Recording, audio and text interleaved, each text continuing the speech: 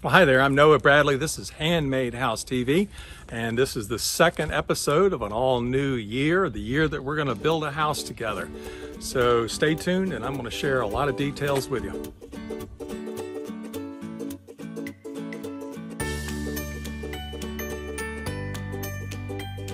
Well, okay, thank you for tuning in again today. And what I'd like to focus on today is to catch you up on everything that I've accomplished on this parcel of land in order to bring you up to speed to this starting point. The things that I have accomplished are all critical and important for you as a owner builder, as a general contractor of your own property. Things that you want, the first steps, the first things you want to keep in, you want to undertake in the process of it. And so let's get started. First thing I did was that I bought this piece of land. You can't go wrong buying a piece of land. If you don't own a piece of land, get out there and buy one. Get out and look for it. Now is a wonderful time to be looking for land.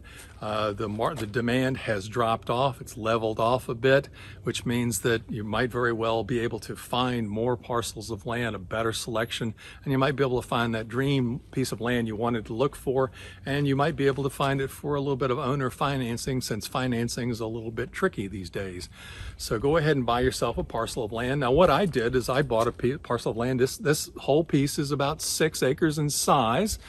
My intention, I knew where I wanted to live, the general area, and what I did was I circled an area on the map about an hour circumference wide, and in it, what I was looking for, of all things, was water.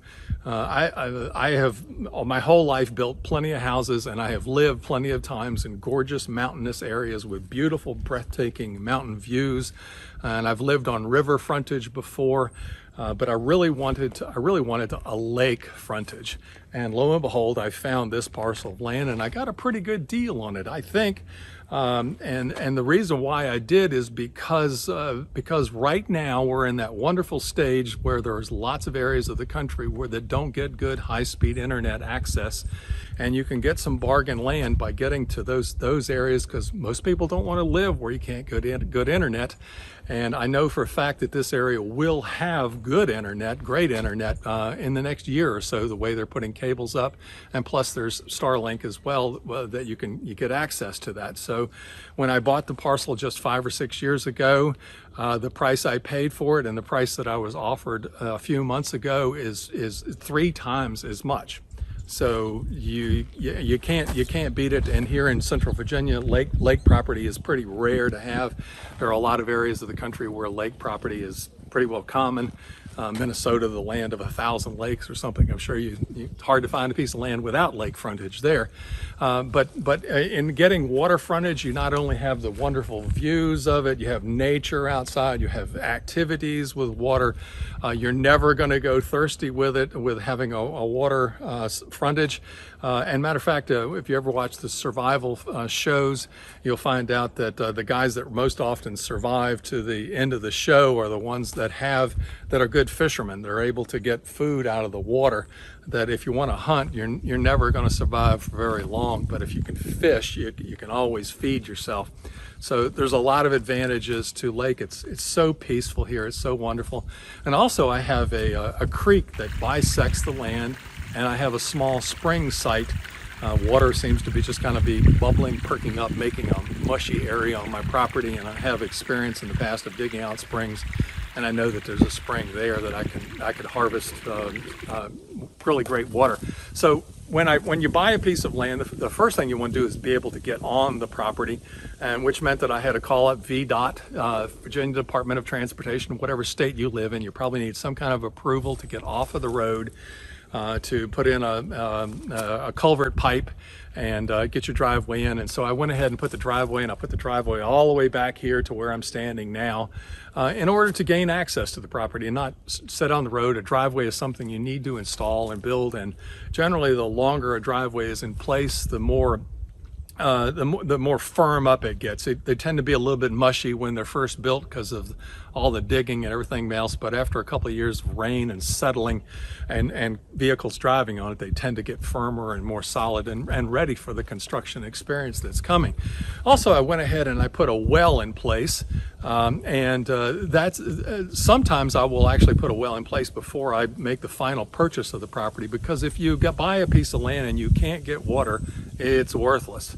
And so I went ahead and put a well in, and it turned out to be that the amount of water I was getting wasn't quite enough, and so I had to pay extra for a treatment of the well, a little bit of fracking, I guess is what they call it. But anyway, that upped my water level coming out of the well to plenty of a suitable amount of water, and so I'm in good shape for that as well. And I went ahead and I cleared off the house site. And that's so that I could come in here and stand and I could look at the views and I could envision how big of a house would look appropriate on the house and how it would fit in. And it was a lot easier than trying to see through trees and imagine a house sitting right there. And also another thing about clearing out your site is that it tends to be over the next year or two that the trees around the edge of it are affected from the clearing, and some of those trees will die or fall over. And I sure would rather have those trees die and fall over before I build a house than after I build a house. Some other things that I did to the property was that I built stone columns along the driveway, which look really impressive today. I'm so glad I built it. They're going to provide me with a layer of security when the house is under construction. We're always a little concerned that people are trespassing on the property when you're not here during a construction. There's a lot of people that their curiosity is piqued, and it wouldn't mind if you just came in and took a look around, and you never know who's going to come in, whether or not something might go out with them. So it's nice to be able to put up a cable between the columns and keep out tourists during the construction process. There's a lot of issues with having people just drop by. For one thing, it brings the job site to a complete halt. Everybody stops and talks to whoever is in there, and of course the homeowner is the one paying for this entire conversation when it comes in. And there's also liability issues. If people come in and they're walking around and they get injured, who's responsible for it? You are. Even if the individuals are trespassing on your property, you've got signs up saying no trespassing, they come in, they get injured, you're liable for it. That's just the way it works.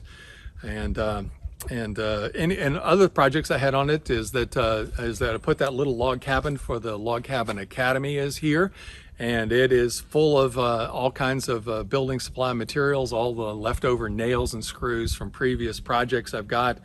A few odds and end tools, nothing really worth anybody's effort to steal, but nonetheless it has proven to be a very handy structure for me to have here on site. I've also got this little structure that I'm standing right next to right now, which was my kids' log cabin. I built it out of leftover parts after two of them were born, the third one hadn't popped out, and they enjoyed it when they were children.